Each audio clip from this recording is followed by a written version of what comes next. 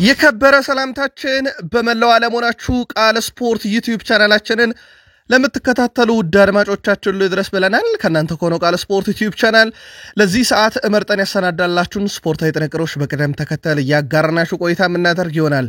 እንደ ሁል ጊዜው እስከ ፕሮግራማችን ፍጻሜ ቆዩ። ላይክ፣ ሰብስክራይብ፣ ሼር ማድረግ ዛሬም እንዳይረሳ።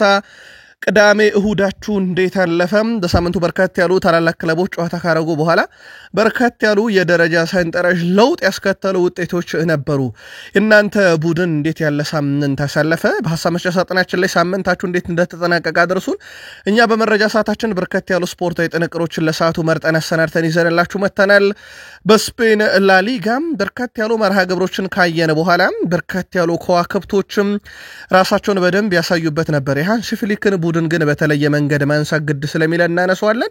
ከዛ ውጪ በጣሊያን ሴሪም በርከት ያሉ መርሃ ግብሮች ከተደረጉ በኋላ የደረጃ ሰንጠረዡ ማስተካከያ ያደርጓል እንመለከተዋለን። ከዛ በተጨማሪ ወደ ቤተሰቦቻችን በፈረንሳይ በጀርመን በርከት ያሉ መረጃዎችን አሰባስበን ይዘን መተናል። ከሴልቲክ በኩል እንግዲህ አዲስ አሰልጣኝ ከሾሙ በኋላ ምን አዲስ ነገር አለ ተከታተሉታላችሁ። በአውሮፓ የመረጃ ሰዓታችን ቅድሚያ ከምንሰጣቸው ጉዳዮች ውስጥ ይጠቀሳሉ። በተወዳጁ የእንግሊዝ ፕሪሚየር ሊግ ዌስትሃም ዩናይትድን ኑኖ ኤስፒሪቶ ሳንቶስ ባለድል ሲያደርጉ ያኔ ኖቲንግሃም ፎረስትን ይዘው ያንን የመሰል አስደናቂ ቡድን ሲገነቡም ድላቸውን ኒውካስል ዩናይትድ ላይ 1-0 ነበር የጀመረው። ጨዋታውን እናነሳዋለን። ተጨማሪ ጥንቅሮችን ይዘን መተናል። የጋርዲዮላ ቡድን አሁን ከታማውም ከተተቸውም በላይ ለአርሰናል በጣም የቀረበው የፕሪሚየር ሊግ ቡድን ሆኗል። እናነሳዋለን ጉዳዩን። ኤርሊንግ ብሮት ሃላንድ፣ ሪያን ቼርኪ ሲቲ እያለን ተጨማሪ መረጃዎችን እናነሳለን። ጋርዲዮላ ግን ቡድናቸው ቢያሸንፍም የአርሰናል ነገር የከነከናቸው ይመስላል። ምን ተፈጠረ እናነሳዋለን። ከዛ ውጭ ግን መረጃ ሰዓታችን ሰፊ ሽፋን የምንሰጠው ኤርሊንግ ብሮት ሃላንድ ነው። ምን አዲስ ነገር አለ በዚህ ተጫዋች ዙሪያ ተጨማሪ ጥንቅሮችን ይዘናል። ሲቲውያን እስከ ፕሮግራማችን ፍጻሜ ከኛ ጋር ቆዩ ብለናል። በቼልሲ የመረጃ ሰዓታችን ካይሴዶ ከዚህ በላይ ይጠበቅብኛል እያለ ይገኛል። እንደ ምክንያት የሚያነሳው ነገር አለ። የቡድኑን ግብ ጠባቂ ሮበርት ሳንቼዝን በቼልሲ በኩል እናነሳለን። ወደ ግብ ተመልሷል ዦ ፔድሮ። ከዛ ቡድኑን ስፐርስ ላይ 68ኛ ድል እንዲያገኝ ያደረገውን ጨዋታ እናነሳለን። ተጨማሪ ጥንቅሮችን ይዘናል። በቼልሲ በኩል ቼልሲያን ትቆዩናላችሁ። የሊቨርፑል ኮንትራት ያራዘሙት ሳላህና ቫንዳይክ ለ2 ዓመት ነበር። ወይኔ ማርክ ሩኒ ተችቷቸው ነበረ። ምላሽ ይዞ መጥቷል ቨርጅል ቫንዳይክ። የዘ አትሌቲክን መረጃ እናመጣዋለን። ከዛ ውጪ የስሉትን ቡድን እንገመግማለን። በጣም አስደናቂ ቁጥር አላቸው። ጋርዲዮላም ስለዚሁ ሊቨርፑል የሚሉት ነገር አለ። የአውሮፓ ሻምፒዮንስ ሊግ የአራተኛ ዙር ጨዋታ በትልቁ ይጠበቃል። የቀድሞ የሊቨርፑል ሰዎች እነ አርኖልድ እነ ዣቪ አሎንሶ አንፊልድ የሚከትሙበትን ጨዋታ እናነሳለን። ሊቨርፑልያን ትቆዩናላችሁ። የአርሰናል ቡድን ግስጋሴ ለጋርዲዮላ ስጋት የገባቸው ወይንስ ጋርዲዮላ እንደለመዱት የጭንቅላት ጨዋታ እየተጫወቱ ትላንትና በሁለት ትልልቅ አርዕስት ብቻ አርሰናልን አንስተዋል። በተለይም አንድም ከድል ጉዞ አርሰናል፣ ሁለትም ግብ የማይቆጠርበት ቡድን ከመሆኑ ጋር በተያዘ ነው አርሰናልን። ስለዚህ በሰፊው የምናነሳበት ሰፋ ያለን ጥንቅር ይዘናል። ከዛ ውጭ ግን ቀጣይ ሳምንት ፕሪሚየር ሊጉ ለሌላ ትልቅ ለውጥ ሊመጣ ይችላል። ያ ራሱ አርሰናልን በብዙ የሚጠቅም አጋጣሚ ነው፣ እንመለከተዋለን። ቪክተር ዮኬሬሽ፣ አንቶኒ ሲሚዮን፣ ዴቪድ ሪያ በአርሰናል በኩል ከምናነሳቸው መረጃዎቻችን ውስጥ ይጠቀሳሉ። በተለይም አንቶኒ ሲሚዮንን ከዝውውር ጋር አያይዘን የምናነሳበት ሰፊ ምክንያት አለን። የአርሰናልም ደጋፊዎች እንደ ሁልጊዜው እስከ ፕሮግራማችን ፍጻሜ ከኛ ጋር ቆዩ ብለናል። ዩናይትድ 40 ሚሊዮን ዩሮ ዋስትና እያገኘለት ይመጣ ይመስላል በአንድ ዝውውር ላይ እናነሳዋለን። በእርግጥ ቡድኑ ለጥር ዝውውር ራሱን እያዘጋጀ ነው። ፋብሪዚዮ ሮማኖ ማረጋግጦታል። እነ ጆሽኮ ዘርኪዝ በትልቁ የሚጠበቁት ናቸው። ብሩኖን በቡድን ዜና እናነሳለን። ዩናይትድ ቀጣይ ከኢንተርናሽናል ብሬክ በፊትም በጣም ወሳኝ የተባለ የፕሪሚየር ሊግ መርሃ ግብርን ያደርጋል። 4 ተከታታይ ጨዋታ ያለ ሽንፈት ጉዞ ላይ እንዳለ ይታወቃል። የሩበን አሞሪም ቡድን ተጨማሪ መረጃዎችን ይዘናል። በዩናይትድ በኩል እስከ ፕሮግራማችን ፍጻሜ ዩናይትድያንም ቆዩን። ላይክ፣ ሰብስክራይብ፣ ሼር ማድረግ ዛሬም እንዳይረሳ ብለናል። በሐሳብ መስጫ ሳጥናችን ላይ ለምትልኩልን ሐሳብ አስተያየት ለምታደርሱን መልእክቶች ሁሉ ከልብ አመስጋኞች ነን። በነገራችን ላይ ሁላችሁንም ሐሳብ አስተያየት እንመለከተዋለን። በተለይም ደግሞ ጥያቄ ጠይቃችሁን ምላሹን በዛው ለአድማጭ ተመልካቾቻችን ምላሽ ለምታቀብሉልንም ከልብ አመስጋኞች ነን። ቃል ስፖርት ዩቲዩብ ቻናል ላይ ናችሁ። ሳምንታችሁ እንዴት ተጠናቀቀ? ስፖርታዊ ጥንቅሮቻችን ተጀመሩ። መልካም ቆይታ ተመኘን።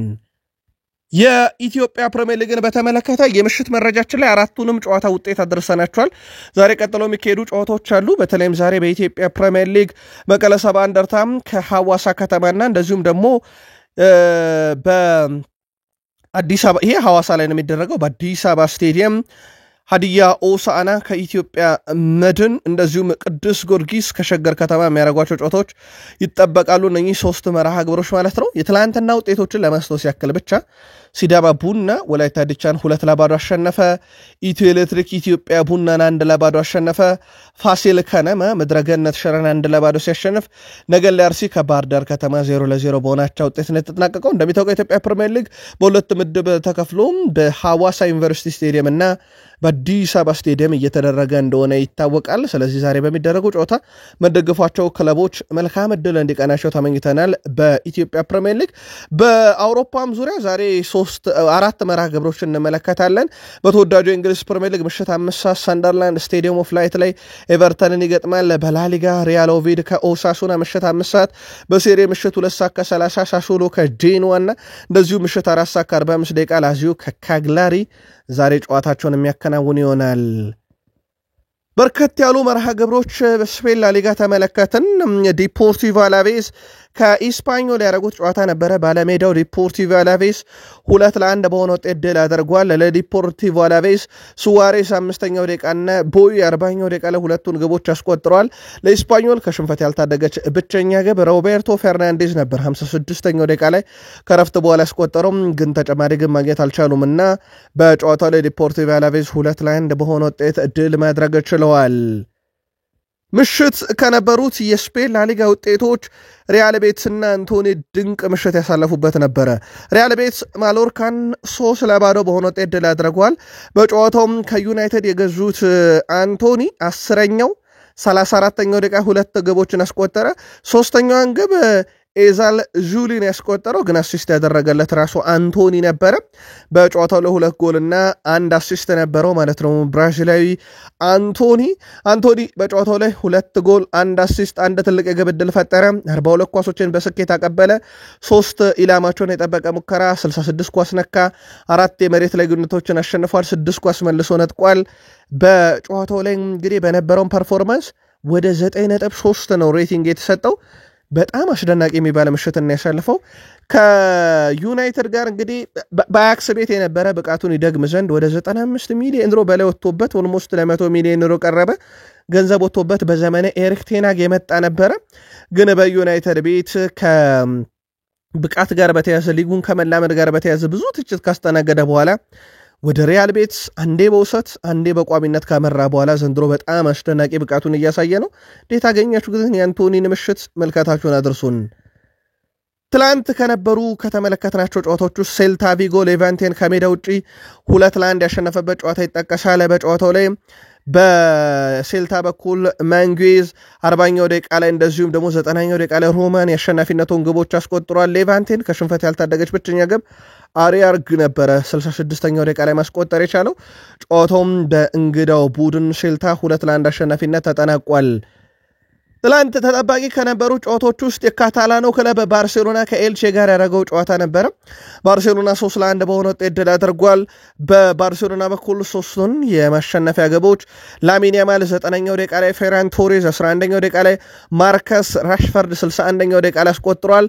በኤልቼ በኩል ሚር ነበር 42ኛው ደቂቃ ላይ ግብ ያስቆጠረው፣ ግን ቡድኑን ከሽንፈት ያልታደገች ግብ ነበረች። ባርሴሎና ጨዋታውን 3-1 በሆነ ውጤት ድል አድርጓል።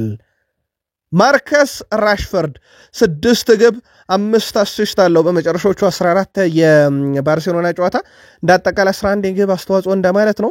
ትላንትና 1 ጎል 1 ትልቅ የግብ ዕድል ፈጠረ። 16 ኢላማቸውን የጠበቁ ወይም ለቡድን አጋሮቹ ትክክለኝነት ያላቸው ኳሶችን አቀብሏል። 6 ሙከራ ነው እንዳጠቃላይ ያደረገው። 3 ስኬታማ ድሪብል 100% ረጅም ኳሶቹ ስኬታማ ነበሩ። 2 ክሮሶችን ያደርጓል። 4 የመሬት ላይ ግንኙነቶችን አሸንፏል። በነገራችን ላይ የጨዋታውም ኮከብ የነበረው እንደዚሁ ማርከስ ራሽፈርድ ነው።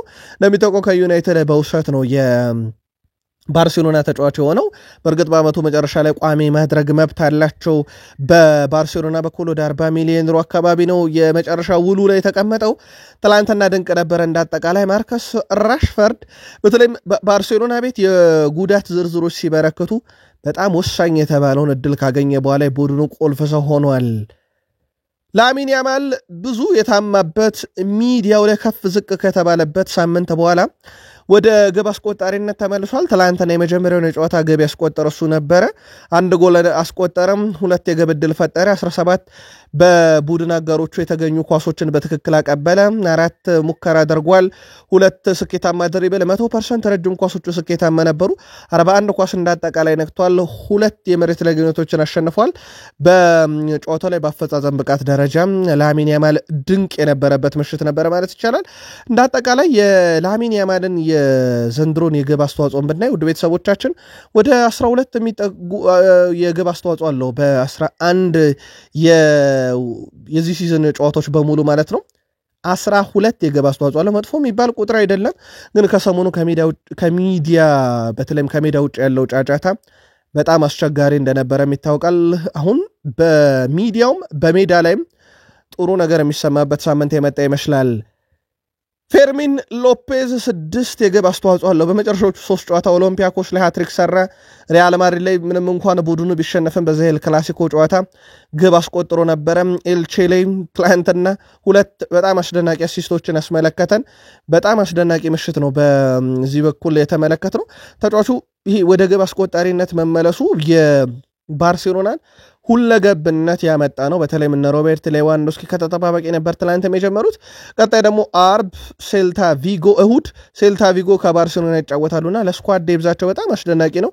የፌርሚን ሎፔዝ ብቃት መነጋገር ሆናል። በተለይም ያስቆጠራቸው ጎሎች በጣም ቴክኒካል ናቸው። እንዳጠቃላይ ግን ትላንትና አንድ የታዘብነው ነገር ባርሴሎና በጣም ዝቅተኛውን ነው የኳስ ቁጥጥር የነበረው። በትላንትናው ዕለት ከ49 በመቶ እስከ 51 በመቶ ብቻ ነው የኳስ ቁጥጥሩ።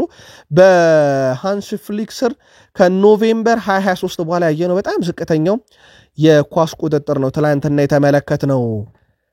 ላሊጋው በቅዳሜና እሁድ ጨዋታዎች መሰረት በእርግጥ ዛሬ የሚቀጥለው የሚካሄዱ ጨዋታዎች እንዳሉ ሆነው በደረጃ ሰንጠረዡ ላይ ግን የሪያል ማድሪድ በ30 ነጥብ መሪነት የተረጋገጠ ነው።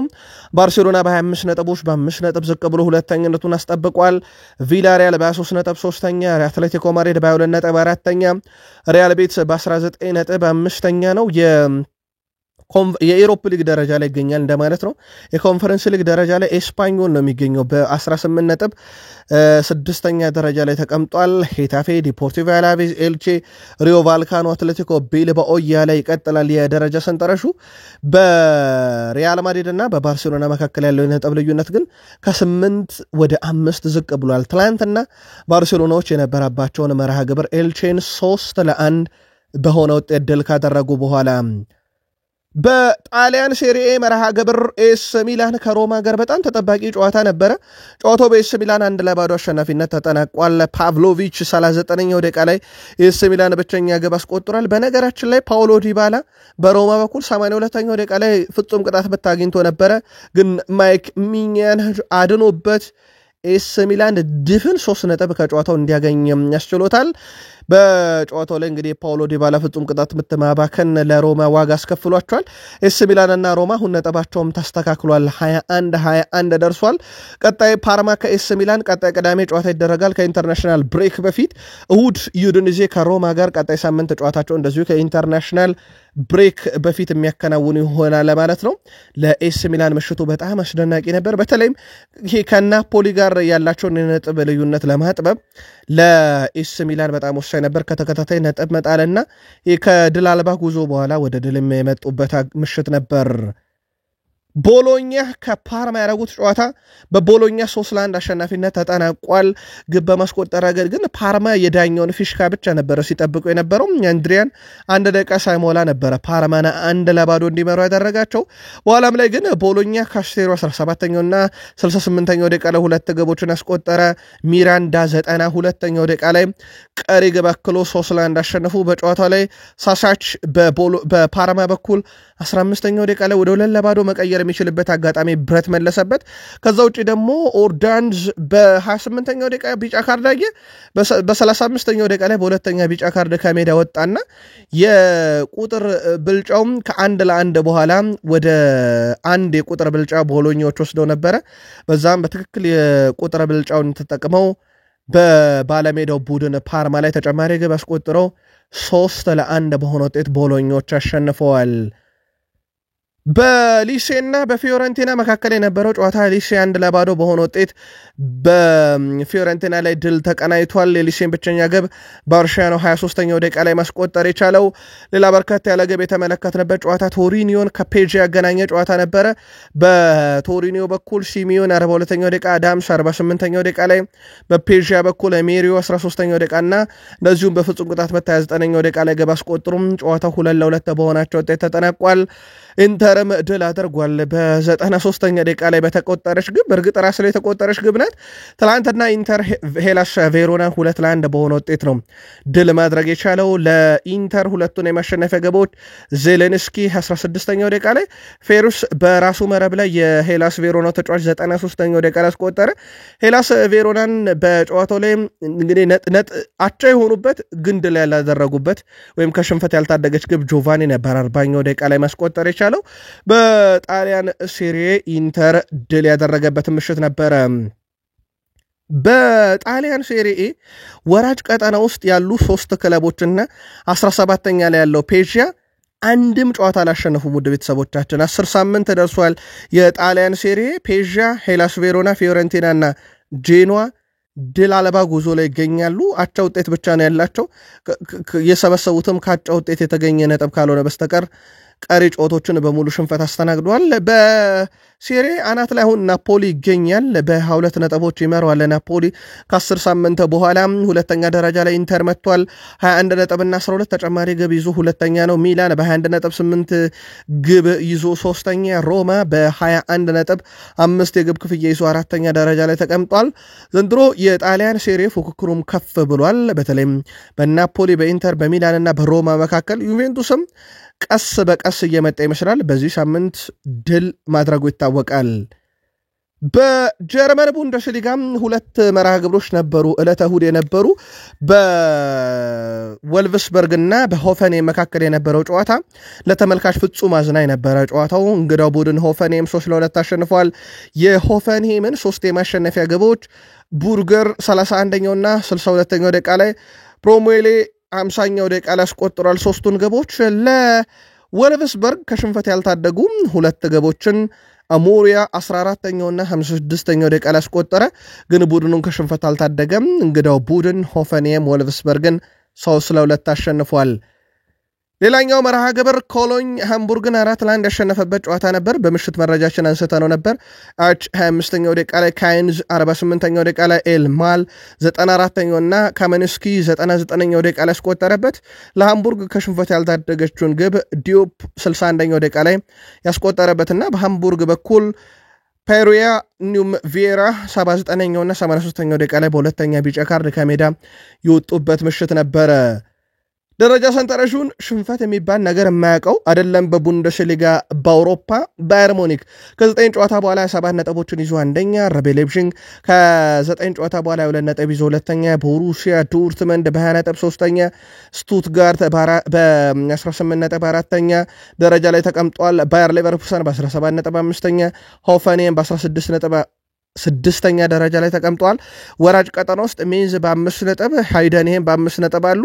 ጥሎ ማለፍ ቦታው ላይ ቦሩሲያ ሞንቾ ግላደባ በ16ኛ ደረጃ ይገኛል። እንደሚታወቀው 2 ግርጌውን ይዞ የሚያጠናቅቁ ቡድኖች በቀጥታ ሲወርዱ 16ኛው ነው የሚያጠናቅቀው። በጥሎ ማለፍ ነው መውረድ መትረፉ በቡንደስሊጋ የሚረጋገጠው።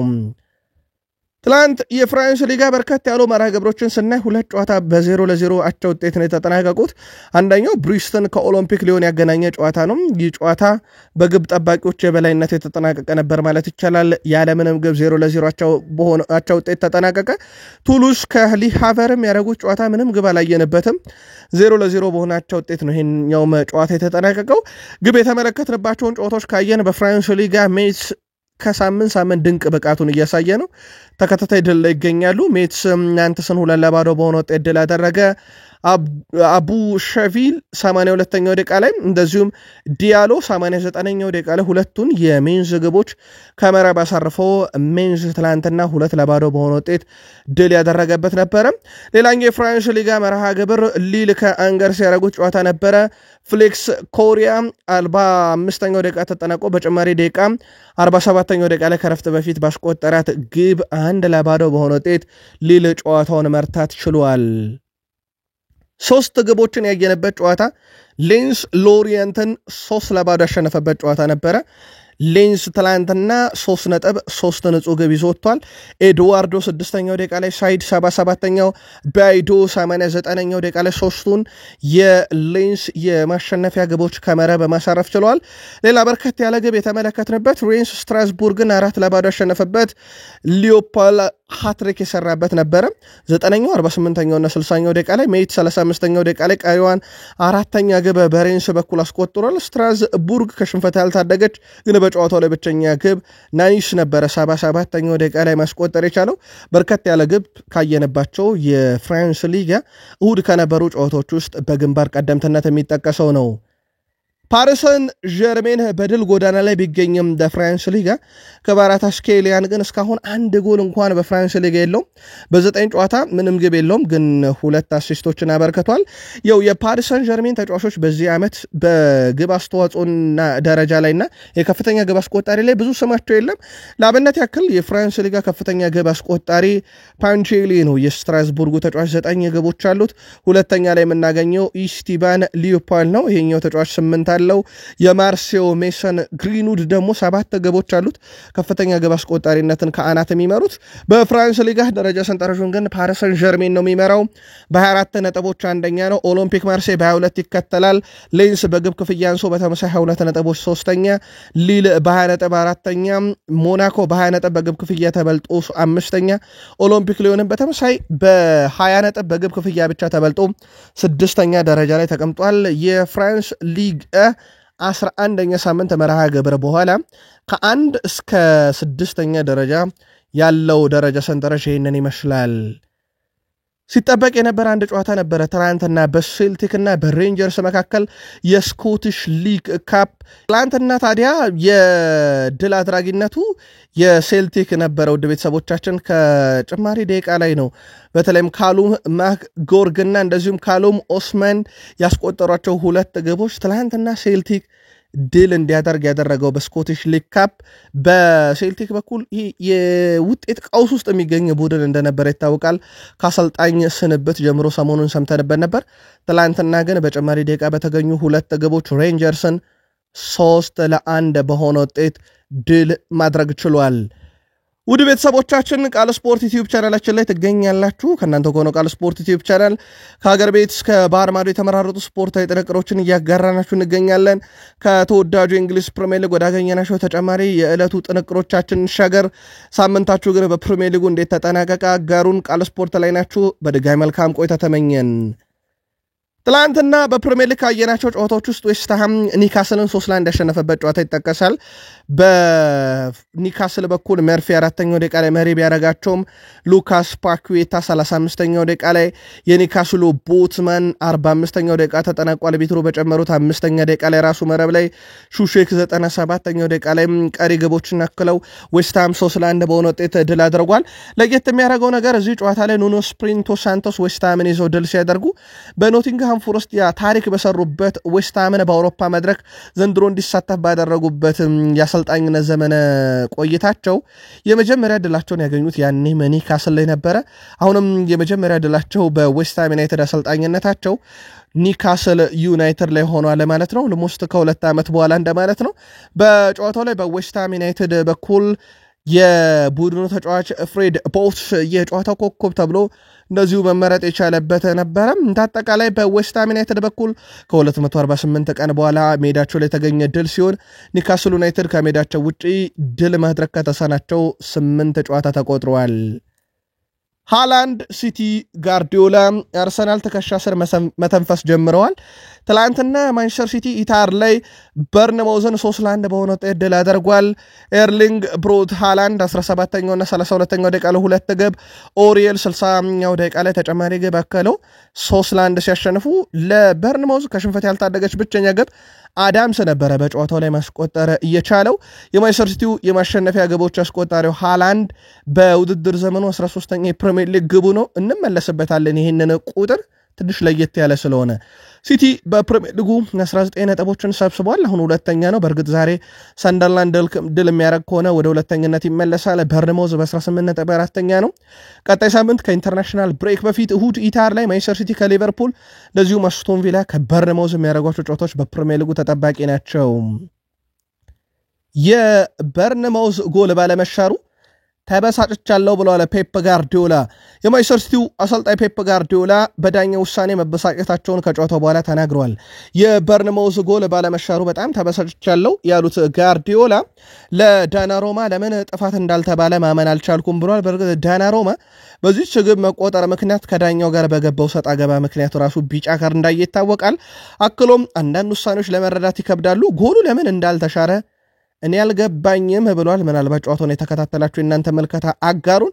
ለዳናሮማ ጥፋት መሰጠት ነበረበት ወይንስ ጎሉ መጽደቁ ትክክል ነው? እናንተን አጋሩን። ስለ አርሰናል ግን አንስተዋል። ሰፊ መረጃ ነው ስለ አርሰናል ያነሱት። አንደኛው ስለ አርሰናል ያነሱት ነገር አርሰናል የሆነ ቀን አንድ ጎል እንደሚቆጠርበት ተስፋ እናደርጋለን ሲያሉ ሲሆን ቀጣይ ሳምንት የሚጫወቱት ደግሞ ከሊቨርፑል ጋር ነው። ይሄ የ10 ዓመት ውስጥ ትልቁ ተፎካካሪ ብለውታል ሊቨርፑልን። የበርንማውዝ አምበል ዴቪድ ብሩክስ ከጨዋታው በኋላ ሃላንድን ማቆም የማይቻል የማይታሰብ ብሎታል። በራሳችን አጨዋወት ጫና ለመፍጠር ሞክረናል የሚለው ተጫዋቹ ነገር ግን ማንቸስተር ሲቲ ኳስ በመቆጣጠር ጥሩ ተጫውቷል ብሏል። በመጀመሪያ አጋማሽ ብዙ እድሎችን ፈጥረናል፣ ነገር ግን እነሱ ከፊት አስፈሪ አጥቂ ያላቸው፣ ኳስ ካገኘ ትልቅ ስጋት ነው፣ ሊቆም የሚችል አይመስለኝም ብሏል። ምንም ጥርጥር የለውም። ሃላንድ ትላንት የሚቆም አይነት ነገር አይመስልም ነበረ። እሳቸው ቀይረው አስወጥተው ነው ለበርንማውዝ የገላገሏቸው እንጂ የሚቆም አይነት ተጫዋች አይደለም። ትላንት ደግሞ ከሪያን ቸርኪ ጋር የነበራቸው ጥምረት የተለየ ነው። ሁለቱም ግቦች ለሃላንድ መነሻቸው ቸርኪ ነው አሲስት ያደረገለት፣ አንድ በጭንቅላቱ አንድ በግራ እግሩ። ቸርኪ በጣም አስደናቂ የሆኑ አሲስቶችን አስመለከተን። ሃላንድና ቸርኪ ትላንትና ጥምረታቸው ፍጹም የተለየ ነበር። በእርግጥ ሶስተኛውም የኦሪየል ግብ ስትቆጠር ቢውልዳፑ ከፎደን በፊት ኳሷን ያቀበለው ሪያን ቸርኪ እንደነበር ይታወቃል። ኤርሊንግ ሃላንድ ስለ ቸርኪ አንስቷል። ሁላችንም የሱ ጥራት እናውቃለን፣ ስለዚህ ከሁሉም ሰው ምርጡን ለማግኘት መሞከር ነው ብሏል። ሁለት አስደናቂ አሲስቶች አድርጓል። ስለዚህ ተስፋ አደርጋለሁ ብዙ ተጨማሪ አሲስቶችን እንደሚያደርግልኝ ብሏል። የኬቨን ደብሮይና መልቀቅ ሃላንድን እንዴት ያጎሏል ሲባል ነበር። ትላንት ቸርኪ ትልቁን ስራ ሰርቷል፣ ግን ሃትሪክስ አሰራ በመቀየረ ተብሎ ጠይቆ ነበር። ይሄን ጥያቄ ለእኔ ሳይሆን ለፔፕ ጋርዲዮላ መጠየቅ አለባችሁ፣ ግን እኔ በተቀየርኩበት ጊዜ ጥቂት ፕሪሚየር ሊግ ተጫዋቾች ብዙም ደስተኛ እንደማይሆኑ ተስፋ አደርጋለሁ ብሏል። ተጨማሪ በተለይም ይሄ እሱን በፋንታሲ ፕሪሚየር ሊግ ላይ የገዙ ሰዎች ደስተኛ እንደማይሆኑ ተስፋ አደርጋለሁ ብሏል። ትላንት ድንቅ ነበር። ሃላንድ በማንቸስተር ሲቲ ቆይታው በነገራችን ላይ 159ኛ ጨዋታ ነው። በሁሉም መድረክ 140 ግቦች አሉት፣ 22ቱ አሲስት ናቸው። 162 የግብ አስተዋጽኦ በ159 ጨዋታም አለው። በዚህ ዓመት ላይ ኤርሊንግ ብሮት ሃላንድ በነገራችን ላይ 26ኛ ጎሉ ነው። በፕሪሚየር ሊግ 13 ግብ አለው በ10 ጨዋታ ነው። ሙድ ቤተሰቦቻችን እንደ አጠቃላይ ግን ለሀገሩም ለሲቲም ባረጋቸው ጨዋታ 26ኛ ግቡ ላይ መድረስ ችሏል። ኤርሊንግ ብሮት ሃላንድ አሁን የጎል ማሽን ማለት ይቻላል። እሱም ትላንትና ደስታውን ሲገልጽ ልክ እንደ ማሽን ነው፣ እንደ ሮሆቦት ነው ደስታውን የገለጸው። ያው ሮሆቦት እያሉት እንደሆነ ይታወቃል። በፕሪሚየር ሊጉ በጥቂት ጨዋታ በርካታ ግብ ማስቆጠርን አሁንም ሪከርዱን የራሱን ነው እያሻሻለው የሚገኘው። ኤርሊንግ ብሮት ሃላንድ 10ኛ ሳምንት 2022-23 ላይ 15 ግብ ይዞ አሁንም ሪከርድ ነው። ትላንትና 13 ደረሰ። የሊስ ፈርዲናንድን ሪከርድ ነጥቆታል። ሁለተኝነትን ራሱ ከሊስ ፈርዲናንድ ከቀድሞ የኒካስል ተጫዋች ነጥቆታል። ሊስ ፈርዲናንድን በ10 ጨዋታ 13 ግብ ነበረው። ከዛ ውጭ ኤርሊንግ ብሮት ሃላንድ 11 በ2023-24 በ2024-25 11 አለው። ሙሉ ከ1 እስከ 5 ብናየው አንድ ብቻ ነው ሊስ ፈርዲናንድ ያለው፣ እሱንም ተስተካክሎት እንጂ በልጦት አይደለም። የሃላንድ የግብ ማስቆጠር ንጻሬ ከዓመት ዓመት በጣም አስደናቂ ነው። ስካይ ስፖርት ስለ ሃላንድ ማውራት አለብን ብሎ አንዳንድ መረጃዎችን ይዞቷል።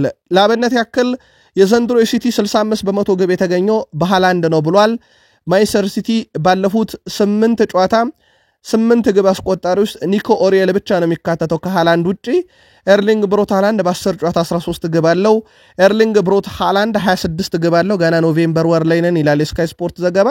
ኤርሊንግ ብሮት ሃላንድ በዚህ ሰዓት ላይ 100 የፕሪሚየር ሊግ ግቦች በላይ ያለው ኤርሊንግ ብሮት ሃላንድ 2 ሲደመር ግቦችን በበርካታ የፕሪሚየር ሊግ ጨዋታዎች ላይ አስቆጥሯል። ሮቢ ፎለር በፕሪሚየር ሊግ 4 አድርጎት ነበር 1995-96 ላይ። ሉዊስ ሱዋሬዝ 5 በ2013 ላይ። አሁን ኤርሊንግ ብሮት ሃላንድ 4 ደርሷል በፕሪሚየር ሊግ በተከታታይ ጨዋታ 2 ግቦችን በማስቆጠር ማለት ነው። ኤርሊንግ ብሮት ሃላንድ እጅግ በጣም አስደናቂ የሚባል የውድድር ዓመትን እያሳለፈ ነው። ትላንትና አንድ በጣም የሚገርም ነገር እንንገራችሁ። ሪያን ቸርኪ የመጀመሪያውን ኳስ አሲስት በጭንቅላቱ ከመሃል ሜዳ ሲያደርግለት ገና ሃላንድ ሳጥኑ ሳይገባ ደስታውን እየገለጸ ነው። ሪያን ቸርኪ እንደሚያስቆጥረው እርግጠኛ ነበር። ኤርሊንግ ብሮት ሃላንድ 13 ግቦች ለሲቲ በማስቆጠር የሲቲ የዘንድሮ ከፍተኛ ግብ አስቆጣሪ ነው። ከሃላንድ ቀጥሎ ለሲቲ በርካታ ግብ ዘንድሮ ያስቆጠረው ማክሲም ኤስቴቭ ነው፣ የበርንሌው ተጫዋች 2 ግብ ራሱ ላስቆጥሮላቸው። ከዛ ኒኮ ኦሪየል፣ ማቲያስ ኑኔስ፣ ፊል ፎደን፣ ሪያን ቸርኪ፣ ታይጃኒ ሬንደርስ አንዳንድ ግብ አላቸው። ስለዚህ ከሃላንድ ቀጥሎ የሲቲ ከፍተኛ ግብ አስቆጣሪ ማክሲም ኤስቴቭ የሌላ ተጫዋች ነው። በሜሲና በሮናልዶ ደረጃ የሚገኘ ተጫዋች ብለውታል እሳቸው ፔፕ ጋርዲዮላ። አሁን ንጻሬውን ብናይ ውድ ቤተሰቦቻችን የሲቲ 68.4% እንዳጠቃላይ ግብ የሃላንድ ነው። ዣን ፌሊፔ ማቴታ 42.9% የፓላስ ግብን ወስዷል። ኢገር ቲያጎ 42.9% ነው የብሬንትፎርድ፣ ኒክ ቮልትሜድ 40% የኒካስልን፣ ኤስዶር 36.4% የሰንደርላንድን እያለ ይቀጥላል። ከቢግ 6 ክለቦች ብሪያን ቤሞ የማንቸስተር ዩናይትድን 23.5% ግብ አስቆጥሯል።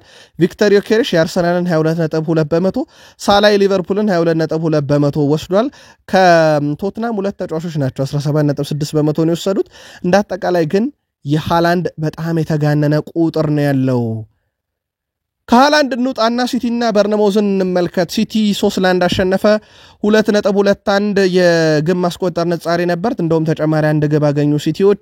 በበርነሞዝ በኩል 0.72 ለ1 የቀረበ ነው። 1 ግብ አግኝተዋል። ሲቲ 15 ሙከራ፣ በርነሞዝ 8። ሲቲ 8 ኢላማውን የጠበቀ፣ በርነሞዝ 5። በርነሞዝ 52% ኳስ ተቆጣጥሯል። ሲቲ 48% ብቻ ነው ኳስ የተቆጣጠረ። ኳስ ብልጫ በርነሞዝ ወስዷል። ግን በማሸነፊያ ነጻሪዎች በሙሉ ሲቲ የሚገባውን ድል አግኝቷል ማለት ይቻላል።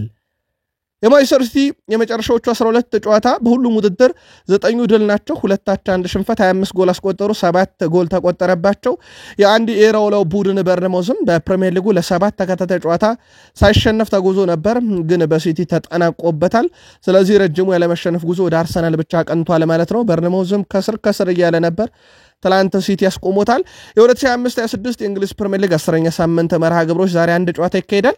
ከዛ 1 ጨዋታ በፊት ግን በውድድር ዘመኑ 1 ጨዋታን በመሸነፍ ትንሽ ጨዋታ የተሸነፈው ቡድን አርሰናል ሆኗል። በነገራችን ላይ ሊቨርፑል ውድድር ዓመቱ ምንም ጨዋታ ባቻ ውጤት ያላጠናቀቀ ብቸኛው ክለብ ነው። ጥሩ ውድድር ዓመት በመሰለፍ ላይ የሚገኘው በርንማውዝ ከ8 ጨዋታ በኋላ ተረቷል። ወልቭስ እስካሁን ካረጋቸው ጨዋታ ምንም ጨዋታ ያላሸነፈ ቡድን ሲሆን ኖቲንግሃም 1 ጨዋታ ብቻ ያሸነፈ ክለብ ነው። ኤርሊንግ ሃላንድ በ10 ጨዋታ 13 ጎል አስቆጥሯል። የሊጉ ደረጃ ሰንጠረዥን አርሰናል በ25 ነጥብ ሲመራው፣ ሲቲ በ19 ሁለተኛ፣ ሊቨርፑል በ18 ሶስተኛ፣ በርንማውዝ በ18 አራተኛ፣ ቶትናም በ17 አምስተኛ፣ ቼልሲ በ17 ስድስተኛ፣ ሰንደርላንድ በ17 ሰባተኛ ነው። ዛሬ ካሸነፈ ሁለተኝነትን ከሲቲ መረከብ ይችላል። ዩናይትድም 17 ነጥብ አለው። ግብ በማስቆጠር ሃላንድ በ13 ሲመራ፣ አንቶኒ ሲሜዮኔ፣ ኢገር ቲያጎ፣ ዣን ፌሊፔ ማቴታ እና ዳንኤል ቤክ 6 የፕሪሚየር ሊግ ግብ አላቸው። በሞይሰስ ካይሴዶ በኩል ከዚህ በላይ ምርጡ ብቃቴን ማሳየት ይጠበቅብኛል ብሏል። ምክንያቱም እኔ በቡድን ውስጥ ትልቅ ኃላፊነት አለብኝ። ከትልቅ ቡድኖች ጋር ነው እየተፋለምን ያለነው። ፕሪሚየር ሊጉ የትልቅ ክለቦች ስብስብ ሆኗል። እናም የኔን ምርጥ ማበርከት ይጠበቅብኛል ቡድኔ እንዳሸነፈ ብሏል።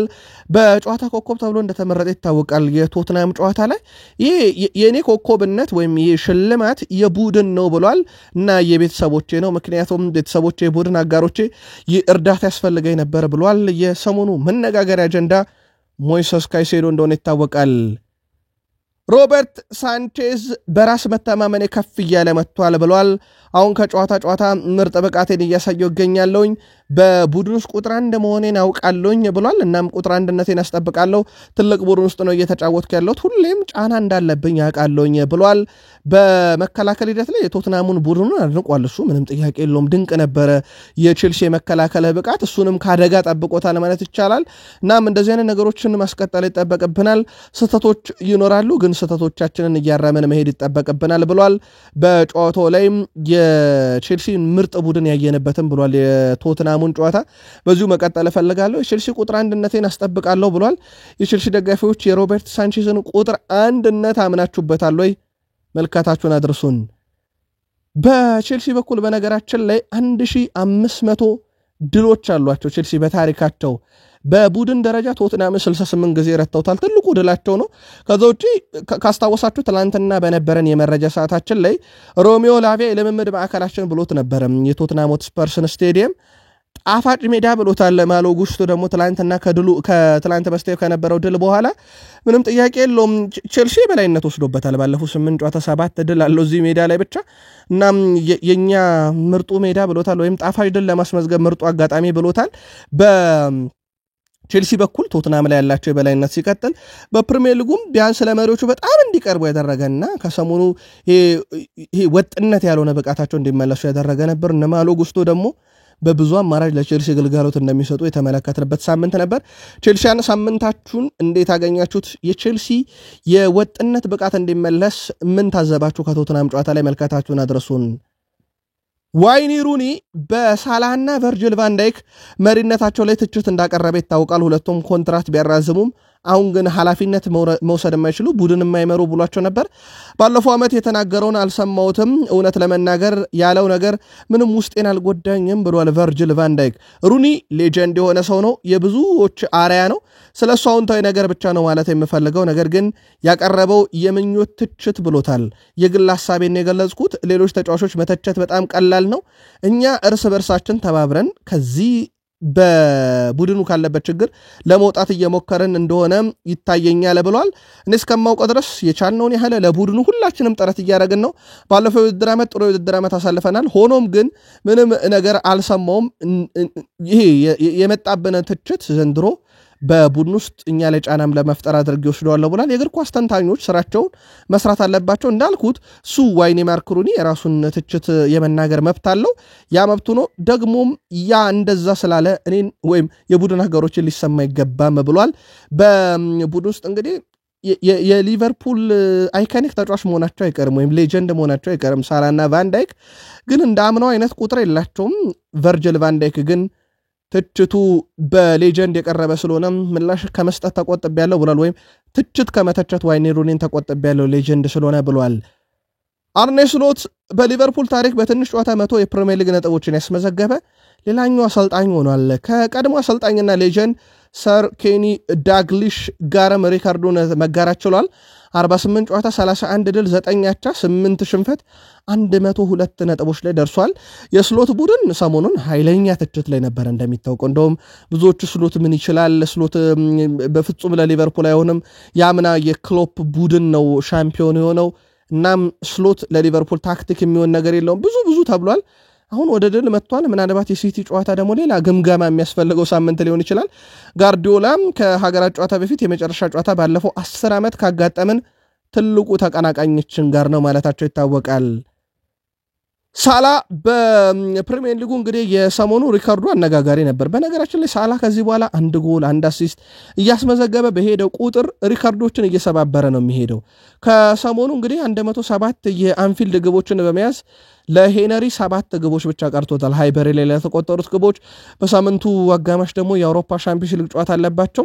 በተለይም ነገ ምሽት 5 ሰዓት ሲል በአንፊልድ ጨዋታ ይደረጋል ዛሬ ከ9 ሰዓት ከ15 ደቂቃ ጀምሮ ልምምድ ይደረጋል አርኔ ስሎት ከሰዓታት በኋላ ጋዜጣዊ መግለጫ ይሰጣሉ እንደሚታወቀውም በ200 ካሜራ ፊት ልምምድ አልሰራም ያሉት የማድሪዱ አሰልጣኝ ዣቪ አሎንሶ ወደ ሊቨርፑል አንፊልድ ተመልሰው ይመጣሉ ከረጅም ጊዜ በኋላ የቀድሞ የሊቨርፑል ተጫዋች የቀድሞ የሊቨርፑል ሌጀንዶች እንግዲህ ዳግም ተመልሰው ሊቨርፑልን በተቃራኒ የሚፋለሙበት ምሽት እንደሆነ ይታወቃል ለፔፕ ጋርዲዮላ አርሰናል ነገር አልተዋጠላቸውም ምናልባት ግን የጭንቅላት ጨዋታ እየተጫወቱን ሲሆን መልካታችሁን አጋሩን። የሲቲው አሰልጣኝ ፔፕ ጋርዲዮላ የአርሰናል የኋላ መስመር እንዳስደነቃቸው ገልጸዋል።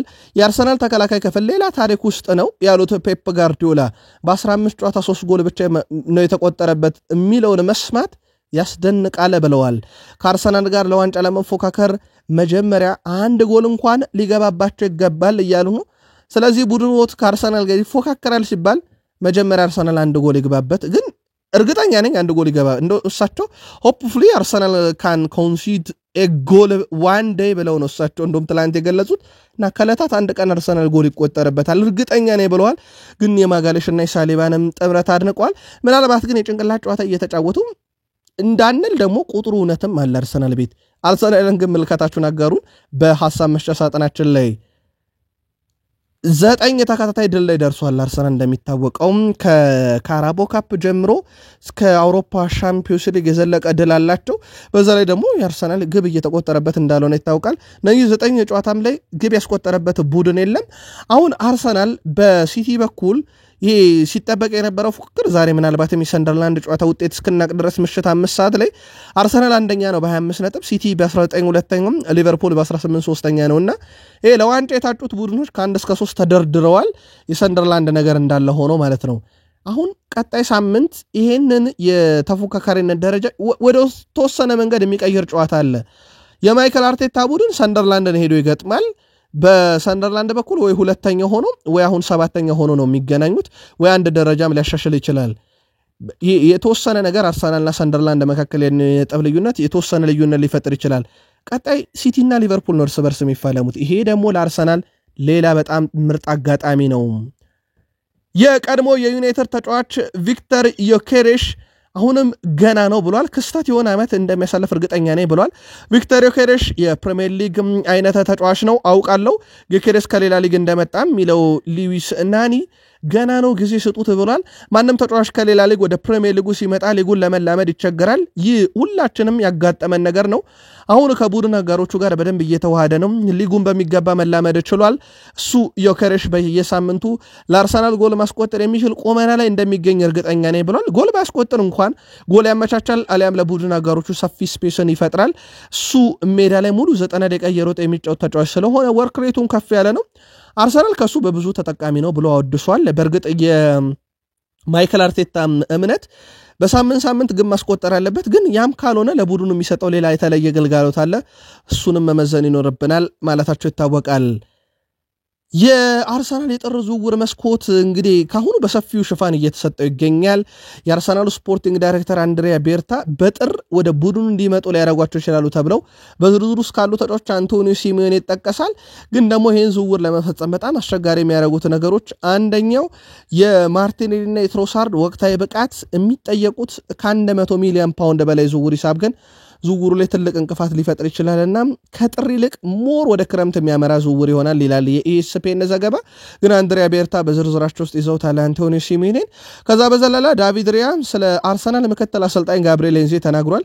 ስለዚህ ሰው ጋብሪኤል ኤንዜ የቀድሞ ዩናይትድ ሰው ነው ወይ የሚል ጥያቄ በሀሳብ መስጫ ሳጥናችን ላይ መጥቶ ምላሽ ለመስጠት ተዘጋጅተን ነበር። ግን ሌላ አድማጭ ተመልካቻችን በሀሳብ መስጫ ሳጥናችን ላይ አዎ የሚል ምላሽ ስለሰጠን ያለፍነው። በተለይም ጥያቄ ጠይቃችሁን ሌሎች አድማጮች ጥያቄዎች ስለምትመልሱ እናመሰግናለን። ጋብሪኤል ኤንዜ የዩናይትድ የቀድሞ ሰው ነው። አሁን በአርሰናል ምክትል አሰልጣኝነት ነው። ዳቪድ ራያም እሱ ብዙ ምርጥ ስብዕና የተላበሰ ሰው ነው። ምርጥ ኮችም ነው። ሁሌም እኛ ሜዳ ላይ አቅማችንን የቻልነውን ሁሉ እንድንፋለም ከማይክል አርቴታ እንግዲህ በቀጠል ብዙ ትምህርቶችን ያስተማረን ሰው ነው እያለ ነውና በብዙ ወድሶታል። የቀድሞውን የዩናይትድ ሰው የአሁኑ የአርሰናል ምክትል አሰልጣኝ ጋብሪኤል ሄንዜን።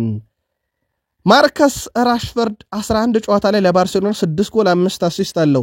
በነገራችን ላይ በባርሴሎና እሱ ባደረጋቸው የመጨረሻ 7 ጨዋታ ላይ ከ7 በታች ሬቲንግ የለውም።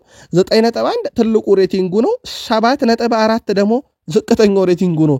በነገራችን ላይ ይህ ተጫዋች በማንቸስተር ዩናይትድ ባለቤትነት የተያዘ ግን ደግሞ ዩናይትድ በ40 ሚሊዮን ዩሮ በአመቱ መጨረሻ የመግዛትን አማራጭ ለባርሴሎና አካቶ በክረምት የሰጠው እንደሆነ ይታወቃል። ሁለት ፍላጎቶች አሉ። አንድ ራሽፈርድ በራሱ በባርሴሎና መቆየት ይፈልጋል። ማንቸስተር ዩናይትድ 40 ሚሊዮን ዩሮ ይፈልጋል። ስለዚህ ለዩናይትድ 40 ሚሊዮን ዩሮ ዋስትና ያገኘ ለራሽፎርድም በባርሴሎና መቆየት ዋስትና ያገኘ የመጣ ይመስላል። በዛ ላይ ለራሽፎርድ ደግሞ ለየት የሚያደርግና አመቱን የሚያሳምርለት በእንግሊዝ ብሔራዊ ቡድን በቶማስ ቱዌል ተደጋጋሚ ጥሪ ያለው ስለዚህ በዓለም ዋንጫ ሀገሩን ሊወክል ይችላል። እንደሚታወቀው እንግሊዝ ለዓለም ዋንጫ ማለፏን ያረጋገጠች አውሮፓ ሀገር እንደሆነች ይታወቃል። የማንቸስተር ዩናይትድ ባለስልጣናት በጥር ዝውውር መስኮት ሊኖሩ ስለሚችሉም እንቅስቃሴዎች ከወዲሁ በተለይ በዝውውሩ ላይ ከሩበን አሞሪም ጋር መክረዋል ተብሏል። የማንቸስተር ዩናይትድ ከፍተኛ ባለስልጣናት በተለይም እነ ኦማር ቤራዳና ጄሰን ዊልኮክስ በጥር ዝውውር መስኮት ዙሪያ ከሩበን አሞሪም ጋር ውይይቶች መደረጋቸው ተረጋግጧል። ሊያስፈልጉ የሚችሉ ከሆነ በምን መንገድ ወደ ቡድኑ ሊቀላቀሉ ይገባል በሚሉ ጉዳዮች ዙሪያ ከፖርቱጋል አሰልጣኝ ጋር ውይይት ያደረጉት የማንቸስተር ዩናይትድ ሰዎች ኦማር ቤራዳና ጄሰን ዊልኮክስ ከዚህ በተጨማሪ በቂ መሰለፍ እድል የማያገኙ ተጫዋቾችን እንዴት አድርገን ከቡድኑ ጋር እናቆያቸውና በምን መንገድ ከቡድኑ ይውጡ በሚሉ ጉዳዮች ላይ ውይይት መደረጉን ነው ፋብሪዚዮ ሮማኖ ያረጋገጠው። በማንቸስተር ዩናይትድ ጥር ላይ ትልቅ ነገር ልንሰማ እንደምንችልም ፍንጭ ተገኝቷል። የተወሰኑ ተጫዋቾች ከቡድኑ ሊወጡ ይችላሉ፣ ጥቂት የማይባሉ ተጫዋቾች ሊመጡ ይችላሉ። እነማ በምን ያህል ገንዘብ በውሰት በቋሚነት ተጨማሪ መረጃዎች በዩናይትድ በኩል ከሰሞኑ ይገኛሉ ተብሎ ይታሰባል። ጆሽኳ ዚርክዚ አንደኛው ተጫዋች እንደሆነ ይታወቃል። ዩናይትድ ይለቃል ተብሎ የሚጠበቀው በውሰት ነው ይለቃል ተብሎ የሚጠበቀው። የማንቸስተር ዩናይትድ ስታፍ አባላት ግን በዚርክዚ ሚና በጣም ተደንቀዋል ነው የተባለው። በተለይም እየተሰለፈ ባይሆንም ግን የስታፍ አባላቱ በዚህ ተጫዋች ጸባይ ሳይቀየር መልበሻ ቤቱም ሳይረበሽ ቡድኑ ድል ሲያደርግ እሱ ያልተሳተፈባቸው ጎሎችና አሲስቶች ላይ 10 ደቂቃም 5 ደቂቃም ሲጫወት ግን ከቡድኑ ጋር ያለው መንፈስ በጣም አስደናቂ ነው። ይሄንንም በብዙ ወድሰውታል። በተለይም ቡድን አጋሮቹ በሜዳ ላይ በሚያሳዩት መንገድ ሲያበረታታ ከተመለከቱም በኋላ በተጫዋቹ ባህሪ ተደንቋል። በዙሪያው ያሉ ሰዎችም በተጫዋቹ ዲሲፕሊን በጣም ነው የተደነቁትና ጆሽኳ ዚርክዚ የሚፈልገውን ነገር ዩናይትዶችም ሊያሟሉለት ይችላሉ እየተባለ ይገኛል። እናም ተጫዋቹ በጥር ዝውውር መስኮት በውሰት ሊለቅ የሚችልበት እድል ካለ በአፍሪካ ዋንጫ ዩናይትድ የሚያጧቸው ተጫዋቾች ስላሉ የግድ ተተኪ ማምጣት ሊጠበቅባቸው ይችላል። ብሩኖ ለማንቸስተር ዩናይትድ 100 ግቦችና 88 አሲስቶች አሉት። ምንም እንኳን ዩናይትድ የአቋም ችግር ባለፉት 5 ዓመታት ውስጥ ቢነሳበትም ብሩኖ ፈርናንዴዝ ባለፉት 5 ዓመታት ግን አቋሙ ወርዶ ያቀም። በነገራችን ላይ ብሩኖ ፈርናንዴዝ በፕሪሚየር ሊጉ 53 አሲስቶችን ያደረገ አማካይ ነው። አንድም ተጫዋች የሱን ያክል አሲስት የለውም በአማካይ ደረጃ መጫወት ከጀመረ በኋላ በፕሪሚየር ሊጉ ማለት ነው 53 አለው። እንደ አጠቃላይ ግን 88 አሲስት በሁሉ መድረክ 100 ግቦችም አሉት። የማንቸስተር ዩናይትድ የደም ስር ነው ማለት ይቻላል ብሩኖ ፈርናንዴዝ። ይህን ተጫዋች ደግሞ በጥር ማንቸስተር ዩናይትድን 100% አይለቅም። የሳውዲ አረቢያ ክለቦች ፍላጎት ቢኖራቸውም በክረምት ነው ዝውውሩን እንግዲህ ሙከራ ያደርጋሉ ተብሎ የሚጠበቀው። ብሩኖ ፈርናንዴዝ በዩናይትድ ዋንጫ ማንሳት ፈልጋለሁ ብሏል። ምናልባት እስከ መሽ ቆይቶ የሚለው ግን በትልቁ ይጠበቃል። ማንቸስተር ዩናይትድ በፕሪሚየር ሊጉም ያለመሸነፍ ጉዞ 4 ደርሷል በተከታታይ ማለት ነው። ይሄ በዩናይትድ ከሩበን አሞሪም ስር አይደለም 4 ተከታታይ ጨዋታ 2 ተከታታይ ጨዋታ እንኳን ድል ማድረግ ሲሳናቸው ነበር የምናውቀው። ቡድኑ ተመልሷል። በእርግጥ ጸጉሩ ቆረጣው ከሽፏል። 3 ጨዋታ ተከታታይ ድል በኋላ ያው 5 ጨዋታ ነበር ያለው ጸጉሬን እቆረጣለሁ ያለው። ግን አሁን 4ኛ ጨዋታው ላይ በኖቲንግሃም ፎረስት ዩናይትድ ነጥብ መጣሉን ተከትሎ ጸጉሩ ቆረጣው እንደተራዘመ ይታወቃል። ማንቸስተር ዩናይትድ ቀጣይ ሳምንት ግን ያለ መሸነፍ ጉዞን ለማስቀጠል ወደ ቶትናም ሆትስፐር ስቴዲየም አቅንቶ ቅዳሜ ምሳ ሰዓት 9:30 ወይም በኢትዮጵያን ቀን አቆጣጠር ቅዳሜ ጥቅምት 29 ከቀኑ 9:30 በቶትናም ሆትስፐር ስቴዲየም ጨዋታ የሚያደርግ ይሆናል። ዛሬ ቀጥላሉ ሊጎች ሰንደርላንድ ከኤቨርተን በፕሪሚየር ሊግ፣ በላሊጋ ሪያል ኦቪድ ከኦሳሱና፣ በጣሊያን ሴሪያ ሳሱሎ ከጄኖዋ፣ ላዚዮ ከካግላሪ ይጫወታሉ። ትላንትና ዌስትሃም ኒውካስልን 3-1፣ ማንቸስተር ሲቲን በርንማውዝ 3-1 አሸንፏል። በትልቅ ደረጃ ሲጠበቅ የነበረውም ጨዋታ ባርሴሎና ኤልቼን 3-1 ነው ያሸነፈው። ኤስ ሚላን ሮማን 1-0፣ እንደዚሁም ኢንተር ቬሮናን 2-1 ያሸነፈበት በጣሊያን ሴሪያ ትልቅ ጨዋታ ነበረ። በአጠቃላይ በአውሮፓ ዙሪያም ትላንትና የተደረጉ ጨዋታዎችና በአጠቃላይ የነበሩ አጫጭር ስፖርታዊ መረጃዎች እነኝን ይመስሉ ነበር። ከቃል ስፖርት ዩቲዩብ ቻናል ለዚህ ሰዓት ያሰናዳንላችሁ ጥንቅር ይህን ይመስላል። ከጥቂት ደቂቃዎች በኋላ ተጨማሪ መረጃዎችን ይዘን እንመጣለን። ለነበረን ጊዜ አመስጋኞችን ሰናይ ቀን ይሁንላችሁ።